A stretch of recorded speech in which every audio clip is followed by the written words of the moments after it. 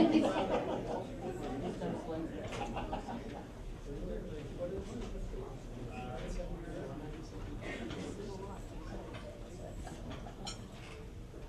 Ellen Shaw, Dean of the Robert Wagner Graduate School of Public Service, and thrilled to welcome you all here.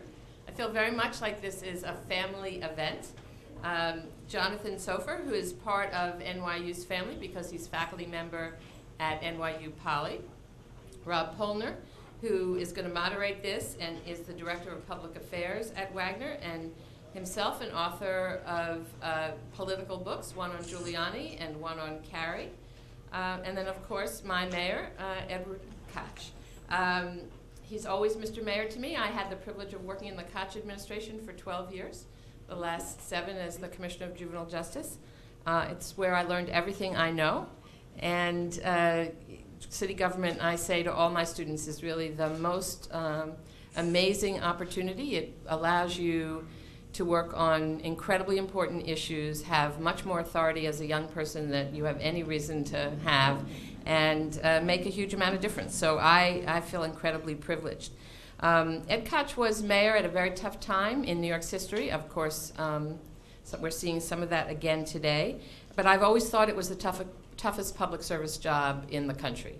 I know it's not easy to be the President of the United States, but there's a way in which being mayor of New York requires you to deal with all the most complicated issues and also makes you accountable for the smallest, most trivial issues in the world. And the combination is there's really nothing equivalent in my mind. And so Ed Koch tackled incredibly serious problems, left a lasting legacy on which others built, brought this incredible energy to New York. John Sexton often says that NYU has an attitudinal endowment. That kind of energy and entrepreneurial spirit, and of course Ed brought that to the city of New York. And if I may say so, he hired some terrific people.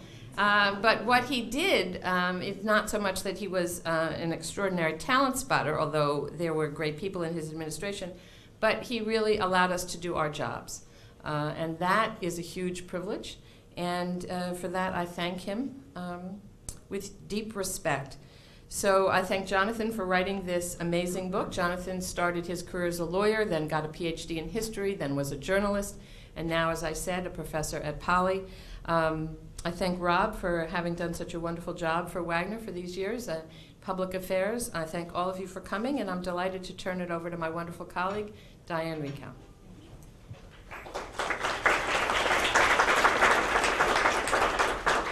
She's a tough act to follow. There's no question. I'm Diane Rico. I'm the Senior Vice Provost for Engineering and Technology at NYU and also the Provost at Poly. And it is my great pleasure to be able to listen to these remarkable statements that we're going to hear. And I think that one of the surprising things might be that Jonathan is a professor in an engineering and technology school, which isn't exactly what one would expect to have this kind of publication coming from. So I think it attests to the fact that the world is changing and that engineers are no longer the kind of engineers that you used to think about, and that in fact, the kinds of people that we're preparing are those that have a much more global perspective of the world and understand that they will be part of an international team, and that as such, they need to understand the culture that they're operating in. They need to understand a lot more than Newton's equations and some of the other issues that are the typical things that one thinks about.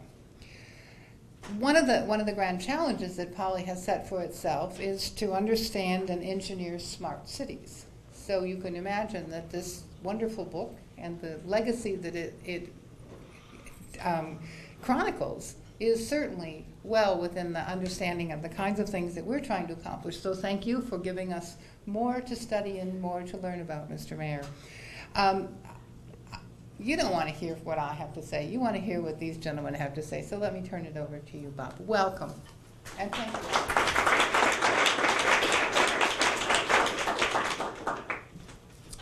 Thank you, Ellen. Thank you, Diane. I'm pleased to see all of you here this evening, a rainy evening at coming here at NYU Wagner. Very pleased to be joined by Mayor Ed Koch and NYU Polytechnic Professor of History, Jonathan Soffer, who has written an excellent and very well-researched biography of Ed Koch, and in a way a history of New York City at that time. We have about a half hour or so to hear from our two distinguished guests, and then there'll be, I hope, some time for you all to ask a few questions. Very personally speaking, I'm very privileged to moderate this evening's conversation, in part because I spent quite a few years as a reporter for some New York City dailies covering the city, and I spent one term, 4 years, at City Hall covering the city government. I was not reelected, unlike Mayor Koch. I wasn't, in 1977, I wasn't yet a reporter in the city, but I remember well the condition the city was in. It had endured a brush with near bankruptcy in 1975, and by the time Congressman Ed Koch entered a very crowded field of Democratic primary contenders in the mayoral primary in 1977 and became mayor in 1978, the city had no capital budget to speak of, meaning that its bridges, roads, hospitals were not being built or repaired. At one point, Woodhall Hospital, even though its renovation was nearly complete, as Jonathan writes in his excellent book, it just simply came to a standstill, like a lot of the city. Commercial real estate construction wasn't being done, I believe. Mayor Koch, correct me, the Grand Hyatt, Donald Trump's edifice, was maybe the only commercial project at the time that was underway. Businesses had given up on the city. More than 500,000 jobs had been left or disappeared in the previous 6-7 years, and middle-class residents have left en masse to the booming suburbs and to the south, to the Sun Belt. As Jonathan's book points out, there was a widespread assumption at time, a sort of permafrost of gloom, I've heard it said, that New York's best days were behind it, and it was going to go the way of other large, older industrial cities like Detroit. And absolutely no one knew what to do. New York still had its famous restaurants. It had Broadway. It had limousines coursing down Fifth Avenue and such. But its civic institutions were fraying. The city was growing ramshackle. If you were here and you walked over to the West Side Piers in late 1970s, they were rotting. Bryant Park was bedraggled and rather dangerous. The Bronx was burning, as Howard Cosell put it, and crime was rising. That was the issue, the number one issue in the 1977 mayoral race. And yet, in remarkably short order, as you write, Jonathan, the city began under Mayor Koch a dramatic turnaround, a surge in corporate and public confidence, and a dramatic change in its character and its condition. A true renaissance that other older cities did not undergo since those years, in many cases. At the same time, then and now, the city has grappled with vast disparities in wealth and in health, unevenly performing public schools, racial tensions, homelessness, the very same kind of things that Mayor Koch contended with in the late 1970s and the 1980s. So tell us first, Jonathan, if you will, what do you see as the most positive legacies of the Koch years and what that the Koch years have brought us? And I wanted you to also to give your opinion about whether he deserves all the credit. Well, before I do that, Rob, I wanted to just give people a little feel for the prose in the book. So I wanted to read a very short abstract. And this is partly about how Ed learned to be a media figure, something that he's extremely skilled at and brilliant at. But even the best media figures have had to learn. I saw an interview of Edward R. Murrow with the young Senator John F. Kennedy, and Kennedy was terrible on television in 1953. Ed was never as bad as Kennedy was in 1953, but it's something he had to learn. So this section of the book, it's very short, is called Garth Puts Koch on Message. Garth signed on with Koch after Cuomo assured Garth he would not run. Garth then began to transform the gangly stentorian Koch into a standout who would eclipse his more famous rivals. In 1974, Garth's brilliant television campaign had made Hugh Carey, then another obscure New York congressman, famous enough to become New York's first Democratic governor in 16 years. "He can do the same for me," Koch told contributors in a fundraising letter. Though Koch appeared lackluster, pundits began to declare that any candidate who could raise enough money to pay for Garth's considerable talents, quote, "is automatically moved a square ahead on the chessboard." In private, Garth was less optimistic, telling the candidate, "Ed, you're a 20-to-1 shot." Though the media touted Garth's invisibility, he avoided such complacencies in managing the campaign and closely controlled Koch's most intense personal impulses to talk and to eat. Garth's most important stricture was message discipline. When Garth had anything to say about it, every declaration and appearance was designed to communicate the idea that Edward I. Koch would be a competent mayor.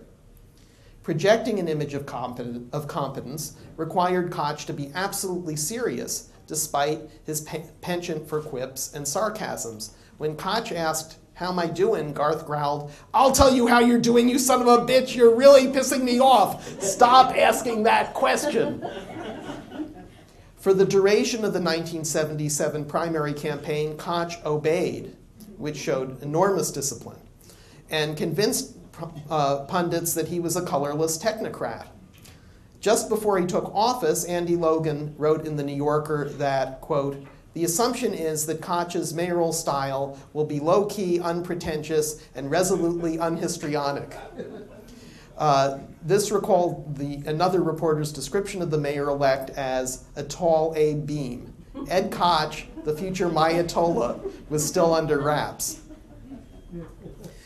I think that this does attest, again, to the discipline and single-mindedness with which Ed approached getting elected mayor and then approached the very difficult job of the mayoralty. His success his successes were not things that people expected. No one even his own campaign manager said he was a 20-to-1 shot. The White House told him, "You'll never get long-term loan guarantees from the federal government. Congress will never do it," and he did it. And when those long-term loan guarantees enabled the city to balance the books according to generally accepted accounting principles, 1 year earlier than even his own plan had said was possible, once again he had defied expectations, because many people, many in Congress, even when they voted for those loan guarantees, didn't even think the city would ever be able to balance the books. And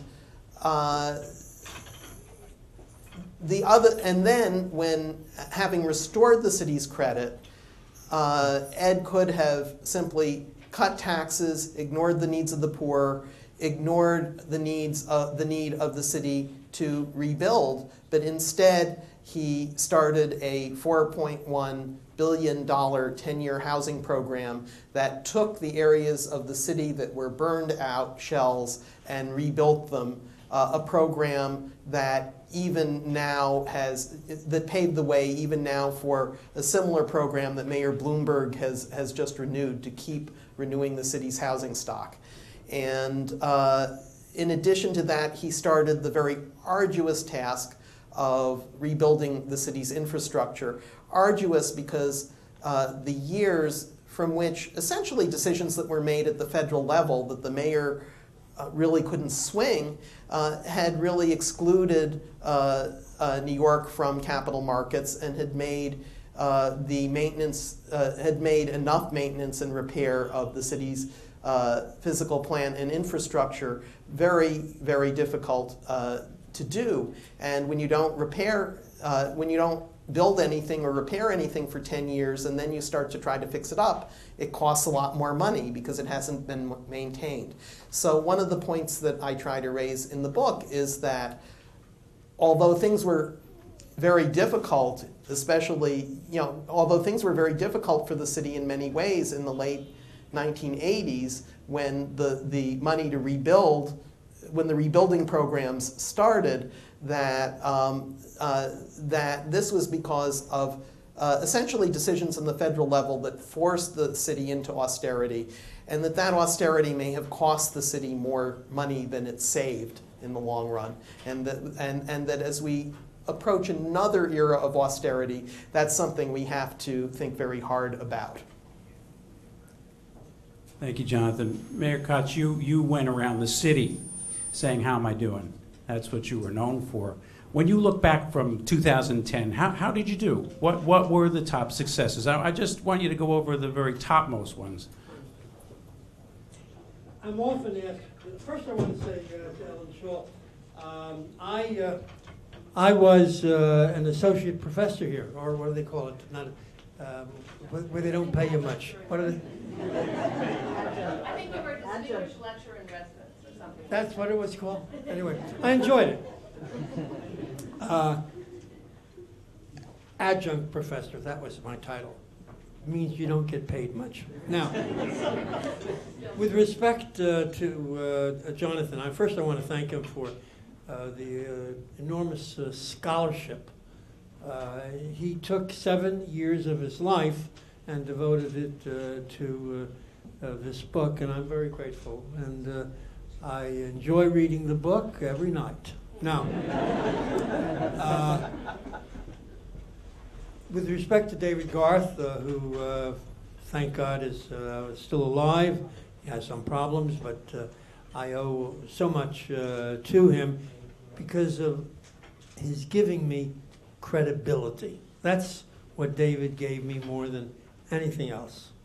Because I was a congressman, very popular congressman at the time in the 17th Congressional District, and outside of my district, nobody knew me. I mean, when they took the first poll, 4% of the people in the city knew my name. And the people who were running, they were extraordinary people. They don't make them that way much anymore. Mario Cuomo and Bella Abzug and Herman Badillo. They were very, very special people. It was an honor to be included in that group. So when I was fortunate and got David to take my case as my brief, my campaign, if you will, he said, first thing he says to every candidate is, you have to lose 20 pounds. You can be a stick, and he would still say, you got to lose 20 pounds. It was his way of controlling the candidate. He was someone who had to absolutely control the candidate. And since I knew how important he was, I didn't mind at all until he said to me, I've worn 3-button suits all my life, and he said to me, no more 3-button suits. You have to look mod, 2-button. And I also want you to get your suit at Dunhill's. Very expensive place. And so I went over to Dunhill's, and they put on a ready-made suit, and I said to them, how much is this suit? Remember, this is in 77. They said, $1,700. I said, take it off immediately. And I went back to David and I said, I'll wear a 2-button suit, but not this. And it was fun working with David. Now, just to get to your direct question, what am I most proud of? Well, there are 4 things that people will, whether they like me or they don't like me, and there are lots of people who don't like me. I know it's a surprise, but nevertheless, it's true. They will accord the following. I gave New York City and its people back their morale. It was Patrick Moynihan, Senator Moynihan, who used that phrase. He gave them back their morale. When I came in, people who lived in New York City wouldn't admit it. If they went elsewhere and someone said, where are you from? They would say Long Island. The fact is we were in the depths of despair. And I knew that if we were going to get out of this hellhole, that people had to be energized, that people had to be willing to believe and to follow. And I said something crazy at the time, still crazy. I said, if you follow me, I will lead you across the desert. And they did follow me. And I'm very proud of that. Then, of course, I did balance the budget. It wasn't a deadline that I set. It was a deadline of 4 years that the state legislature set. And we did it a year ahead of time. And the housing project that we created, it first started at $4.1 billion, and then we upped it within 6 months to a year to $5.1 billion, raising the money from the sale of general obligation bonds for our capital budget. Now, earlier it was said, quite correctly, that New York City, when I came in, had no capital budget. It actually had $350 million as a capital budget, but it all came from the feds and from the state. Nobody was buying New York City general obligation bonds. They were all afraid that we would go into bankruptcy, and in fact, the bankruptcy papers were actually prepared by A-Beam. They were actually prepared, never filed with the court. Now, when I came in, I said bankruptcy is not an option. Because if you go into bankruptcy, nobody can buy your bonds, which are absolutely essential for infrastructure repair and so forth, for a period of 10 years after you come out of bankruptcy. No fiduciary can buy the bonds. Well, that would mean that New York City would be Detroit. Detroit is still effectively, I don't know if it's technically in bankruptcy, but effectively in bankruptcy. And people, I couldn't do that to New York City, although there were many people who proposed it. So what we did was to follow Felix Rohatyn, and I'll stop in a moment. Felix Rohatyn had proposed 2 programs to save New York City. The first one was done under A-Beam. It was called seasonal loans. The federal government would lend the city of New York money to pay its bills. And at the end of the year, the city of New York was obliged to repay it, and if they didn't repay it, the federal government would simply take the monies that every city and state gets from the federal government. That was the security. They ran absolutely no risk. And A-Beam and Felix Rohatyn and others had gone to Congress to get that, and they had said the following. They said, "We will never be back." And then when I came in, Felix said, "This isn't working, and we've got to go back." And we went back to the Congress, and we said, we know that we said we'll never be back, but we are back. And what we need now was the second Rohatyn plan. The second Rohatyn plan was that the federal government provide $1,650 million. I mean, it's a pittance today, right? It had never been done before. And with that, we would raise an even larger sum from the banks and others to permit us to start on the resurrection of the city. And the $1,650 million wasn't even money. It was an assurance that if the unions bought the general obligation bonds, if we went into bankruptcy, the federal government would bail them out, would insure the loan. Otherwise, unions couldn't do it because they had a fiduciary responsibility. So it was extraordinary what was happening in the city at that time. And if the question was, did Ed Koch do it? No. Did I help? Did I lead it? Of course. The people of the city of New York did it. And most of all, the people who worked for the city of New York, they were extraordinary. The people who worked for, like Ellen and others. There's nothing comparable to public service. More than saying, how am I doing, which I started when I was a member of Congress, the first day I was elected. More than that, I said 10,000 times that public service is the noblest of professions if it's done honestly, if it's done well. And that's why people served. There's nothing like it. And we have an association of 200 commissioners and deputy commissioners who meet every year in our administration. This is now, I'm out of office 20 years. It's hard to believe, but I am. And we meet in December. Everybody comes. All 200.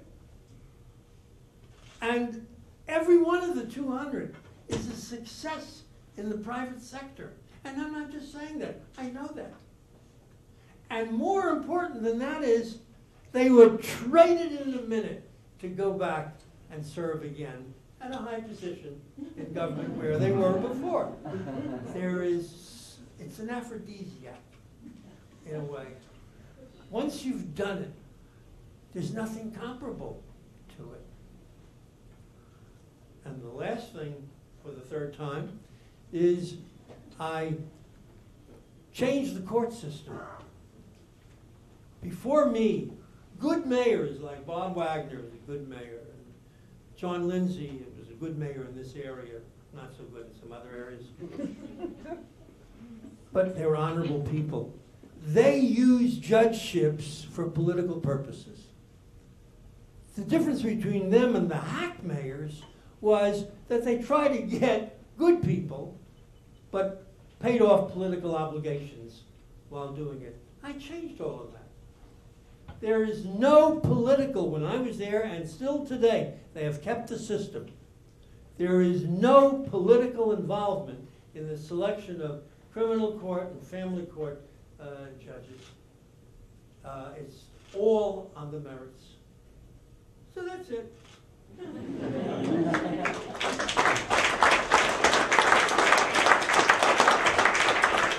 Jonathan, you're right about how Mayor Koch essentially helped encourage the development of the fire sector, finance, insurance, and real estate.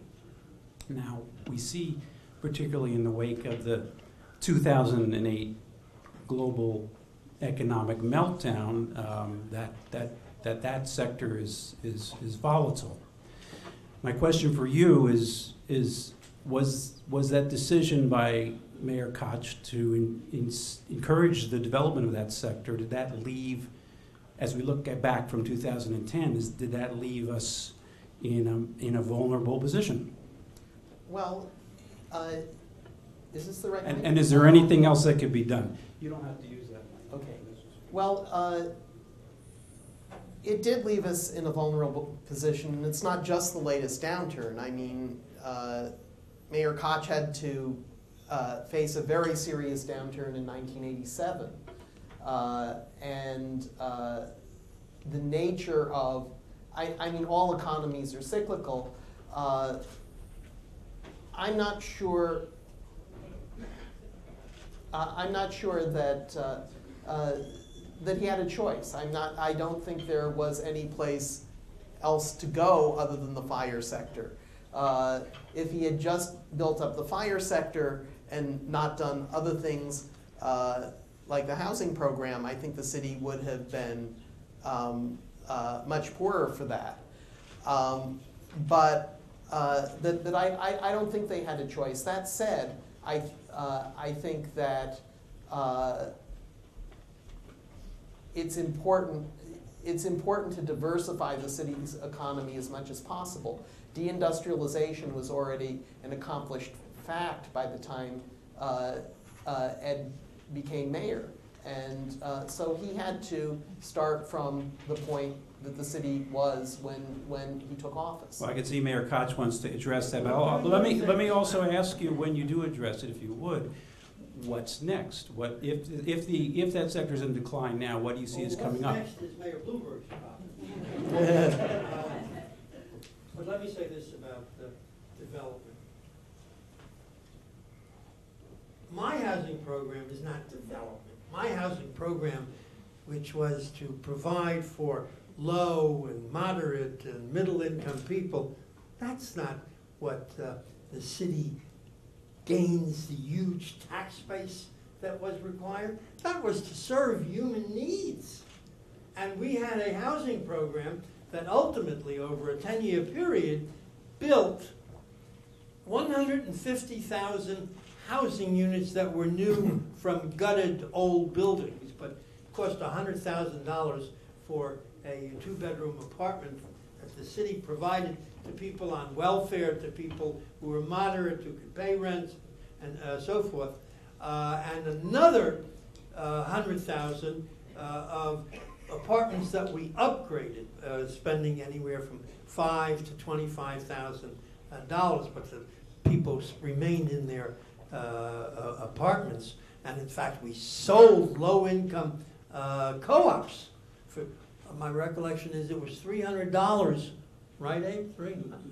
Oh, it was $250. Sorry, it was $250 to buy a low-income co-op that we had spent an enormous amount of money to create, but we did at the same time created a unit where people said, "You put paint on my building, I will harm you."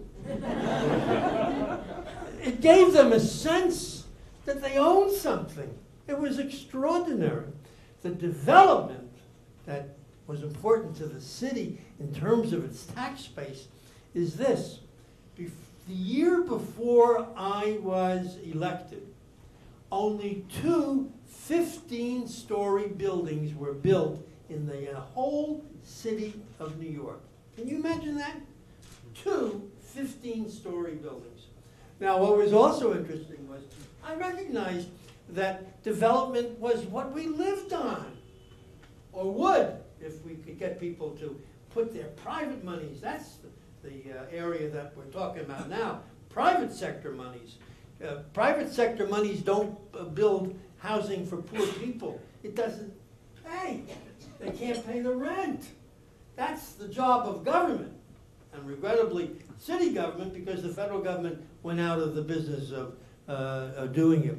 So we decided that we were going to encourage the private sector to build. And we did it in a whole host of ways. And Abe Biederman, who was one of the 2 major housing commissioners, building commissioners, the other, Paul Crotty, now a federal judge, and they were special. And they were in charge of the housing program, spending that $5 billion without any corruption. We had no corruption in it. It was incredible that they were able to do it. But as a result of that, we changed the city's tax base. Now, when you say, "Oh, you don't want to depend on development," that's what New York City's all about. In Pittsburgh, it was steel. In some other town, it's coal. Whatever it is that they have that's available. With us, it is because everybody wants to live here. And if they can afford it, and if they're rich, and there's nothing wrong with being rich. If they're rich, they want to live high. They want to live in a skyscraper. And there's nothing wrong with that. I salute Mayor Bloomberg's administration, he and his commissioner on city planning, because they have revamped the whole city to a far greater extent than we were able to do. And they've done a marvelous job, and the purpose is to build. Now, there are lots of people who don't like that.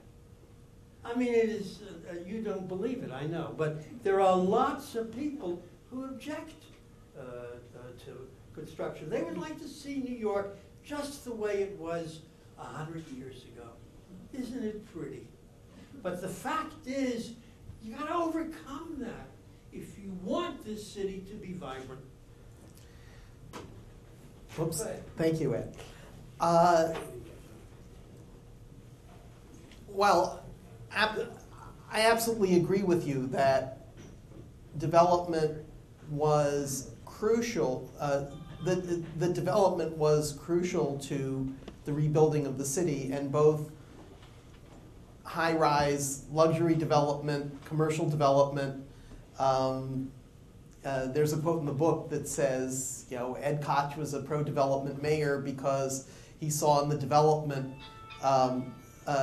public revenues that could be used for public purposes. And I was just asked whether I was just asked on a TV show whether you're a liberal or a conservative. And I said, well, some of the things he says are conservative, but I think you're basically a liberal because you believe in using government money for good public purposes. And the government liberal with sanity. Well, the point is that yes, the other aspect of that, though, that I think bears mentioning is that you were not simply a pro-development mayor, that you subsidize development, and there's a debate among scholars that has never been resolved to my satisfaction about whether some development subsidies got the city its money's worth or not. It's something that I finally decided that we don't really know the answer to. But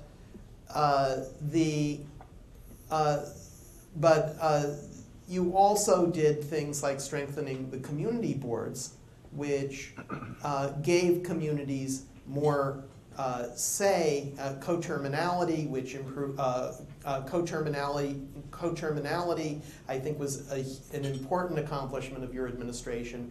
What coterminality meant was taking the police, the fire, and the sanitation districts and making them congruent with the districts of the community planning boards so that there would be a service cabinet and people from the community would be able to talk to the heads of city services in each of those districts and get their garbage picked up. They would also be able to debate and pass on projects for development or issues like Columbia's attempt to operate a nuclear reactor in Morningside Heights.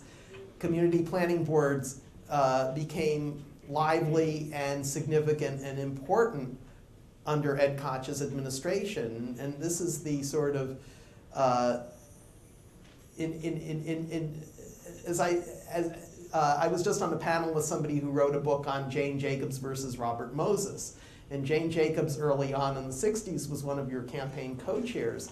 And I said, in some ways it's surprising because Ed Koch was both a pro-development mayor, but he was also sort of the most Jane Jacobsian mayor that we've ever had. I'll ask one more question, and then maybe we have time for just a couple of questions from the audience, if there are any. Social services were very much at the center of the debate when you were mayor. Homelessness, HIV/AIDS, welfare, poverty. They don't seem to be as debated as much, or at least not with the same intensity, certainly, that they were during your tenure.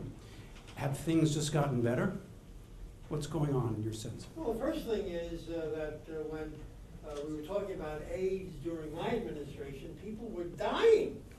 I mean, they didn't have the drugs that turn, thank God, AIDS from a lethal disease to a chronic disease, meaning it can be handled and people can live normal lives if they take the cocktail and so forth. So that's a major difference. There's still, I think there are 40 million people with AIDS in the world. And we have a substantial share of them here. But that's, I believe, the major difference. They're not dying as they were then. With respect to the homeless, I think there are still homeless. Every now and then I read an article in the New York Times, and you're never going to get rid of them, frankly. I'm now trying to recall the statistics in my head, and I'm sure I'm erring, but the fact is that we did a report on the homeless, and a substantial number, I don't remember the percentages, were alcoholics, were people who were psychotic, and then there were people who chose to live in the streets. Hard to believe, but there were people who chose to live in the streets. So what did we do? I'm very proud of it. Of all the things that I did, I love talking about it, but I'll be brief. I said to the Corporation Counsel's office, and we had the greatest Corporation Counsel's office in the world. I think it's the largest employer at the time of lawyers in the United States. Might still be. I said, I want to pick up the homeless for 3 days, take them to hospitals where they need hospitalization, clean them up, medicate in the sense of dealing with their illnesses, try to contact their families. And the Corporation Counsel said to me, you can't do it. The law is that you can only pick up someone against their will if they are in imminent danger to themselves or to others. Imminent danger. And they are not in imminent danger, or if they are, you pick them up, but that you can't just go out there and do it. You may remember the name Billy Boggs. Billy Boggs, a woman who used to sleep on a steam riser, some 63rd, something like that, on the east side, and she would befoul herself and yell at passerbys, and if they gave her money, she would burn it. I mean, she was in trouble. I went out personally to look. I said, you must be crazy to tell me I can't pick her up. And no, you can't. So they knew I was upset. And a couple of weeks later, Hadley Gold, one of the assistant Corporation Counsel, a brilliant guy, came in. He said, Mayor, I believe we have found the answer. The answer would be a new definition. If they are in danger to themselves or to others in the foreseeable future, you can pick them up. We are willing to defend that at the Court of Appeals. And I said, let's do it. There were some who said, no, not in the Corporation Counsel, but elsewhere. They said, no, if people want to live on the streets, they can. That's a right. So I said, look, you can argue with me, but this is my policy. If you want to be with us and carry out the policy, you can, or you can leave. I'll stay. Now, that's what they said. And we announced the policy. And the program was that we would create 28 beds at Bellevue. That would allow us to handle 475 people annually on the basis of 3 days before they either were institutionalized in the state or back out on the street, or their parents or relatives would come and take them. Didn't work out that way because they all needed more than the medical care that we thought we could do in 3 days. But in any event, we picked up 10 people the first night. Billy Boggs was one of them. I went down to Bellevue. I mean, the people who, I said at that time, who are angels. I mean, I don't know how they do it. where the people had to clean these 10 people. I mean, imagine what they had to contend with, and give them new clothing and so forth. Okay. The next morning, I brought down from Gracie Mansion cookies. That's the chef up there. I had a chef in those days. So he baked chocolate chip cookies, and I took them down to Bellevue. And everybody took them except Billy Boggs. She was so mad. A very smart woman, very, very smart. She had a problem. She wouldn't take the cookies. Okay. So now the New York Civil Liberties Union comes in to defend her. We win on the basis of the need to bring her in. But there is another law that says that if a patient does not want to be treated, you can't treat them against their will, meaning medication. I mean, it's crazy law, right? Somebody is nuts. You bring them in. They say, I don't want to be treated. You can't treat them. But that was the law. So the Civil Liberties Union said, we want to take her out. And we had been hoping to treat her. I remember writing the letter. The letter says to Norman Siegel, who's a very able lawyer and very dedicated, and I think still associated with the New York Civil Liberties Union. We said, Norman, Bellevue is not a hotel. It cost us in those days, my recollection is it was $800 a day. Probably it's a hell of a lot more today at Bellevue. I said, we're not going to spend $800 a day when we can't treat her. So if you want her, come and take her. And he did. And then she received an invitation from Harvard to come and lecture. It was nuts. But what I'm telling you is absolutely correct. And you can go back and look at a New York Magazine article that did a tremendous survey of what took place in the course of this program. But the program worked. I don't know whether it still exists, but I'm very proud that we had it. Well, let's take a couple of questions for Jonathan Right. and the mayor. Just time for a couple. Sir in the front. Yeah, why don't you introduce, and we have a microphone. My name is Fred Marks, and question for the mayor and for the author. What was your most memorable moment in leading New York and in writing this book? The most memorable moment. Go ahead. Doing the research. In doing the research, it's interesting. I think that the most memorable moment actually came a few years before I knew I was going to write the book, and contributed to my decision to write it when I was presented with the opportunity, and that was Mayor Koch. Right after his administration sponsored an oral history project at Columbia and worked with Ron Greeley, the director emeritus of the Columbia University Oral History Research Office, who's sitting in the back there.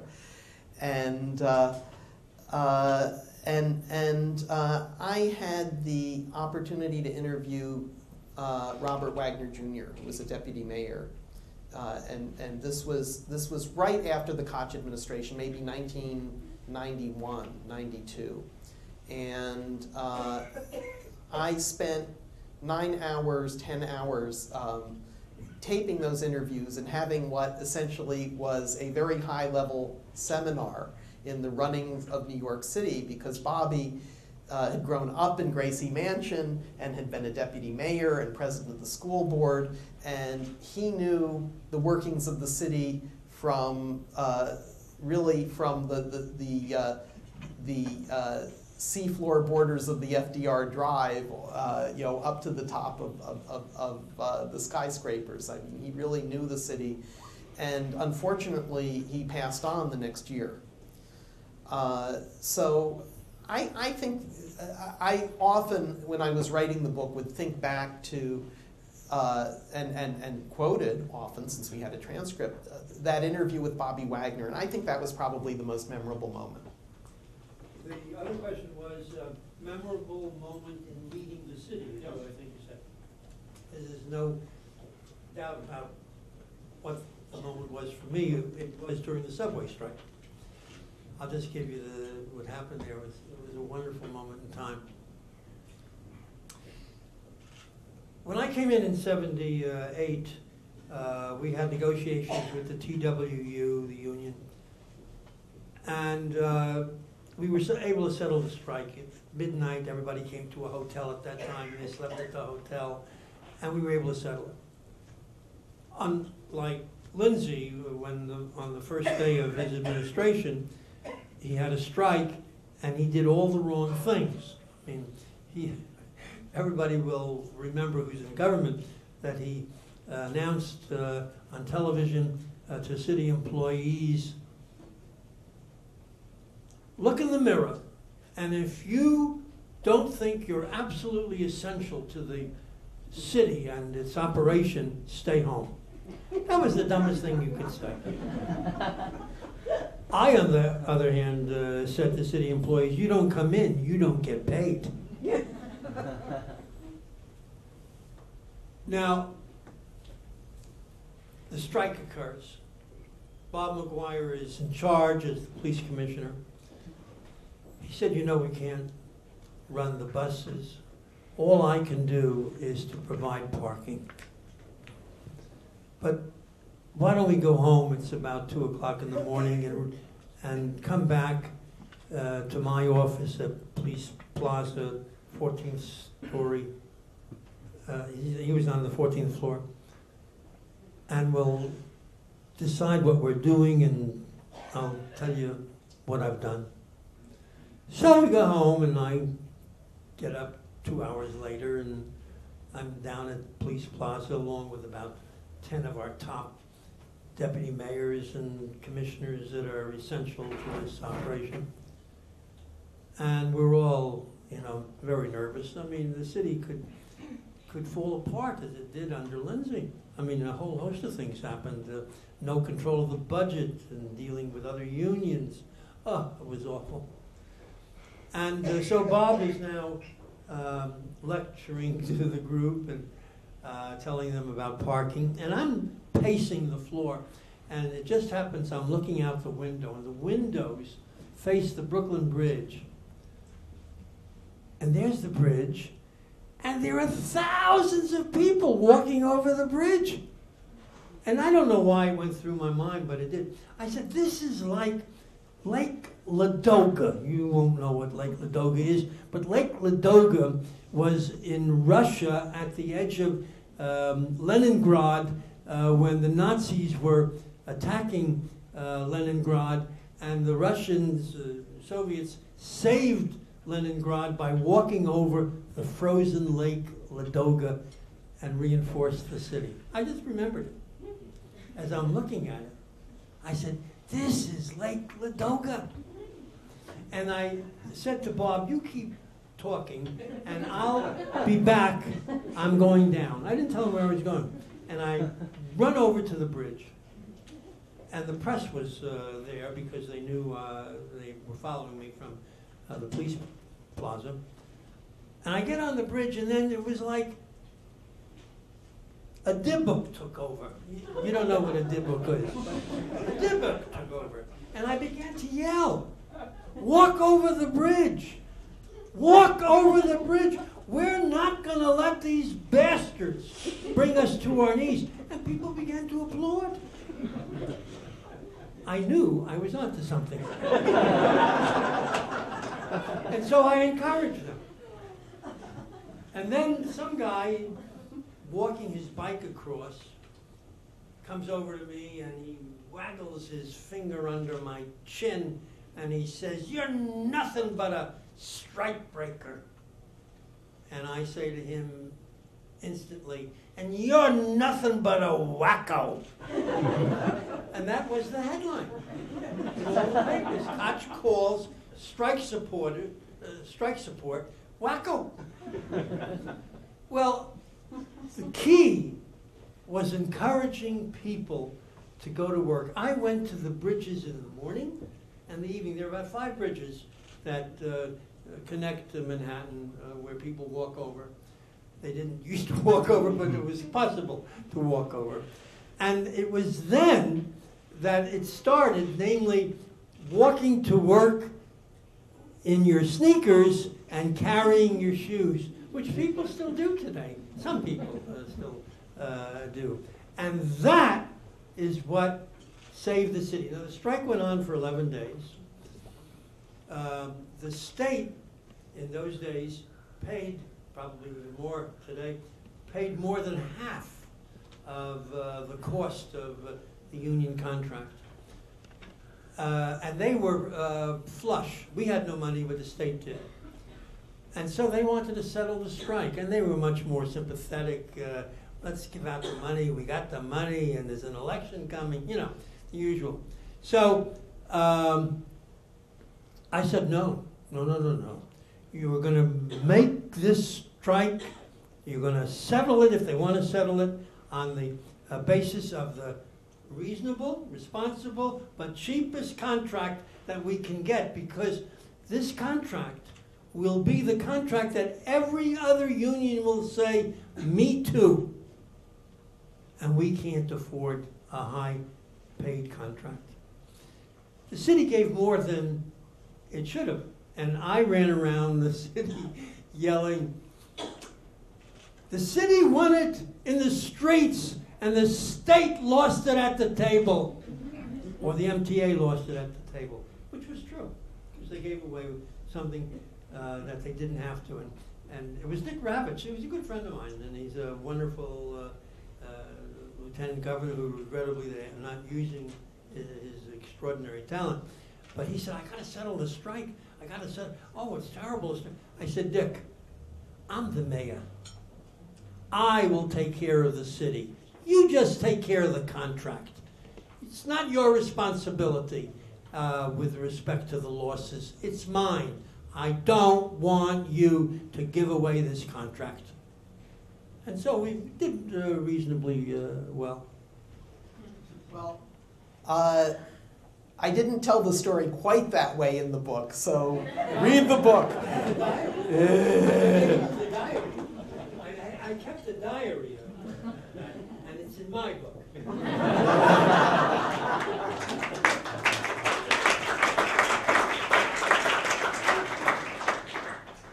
Well, this has been a great discussion. I hope you enjoyed it as much as I did. I want to thank Mayor Koch and Jonathan Soffer. It's a great book. It's really, go out and buy it. And it's, I wanted to mention that Jonathan will be on WNYC Brian Lehrer show live tomorrow morning at 10:40, if you haven't heard enough tonight. It's a great legacy, Mayor Koch. I'm not just talking about the sneakers.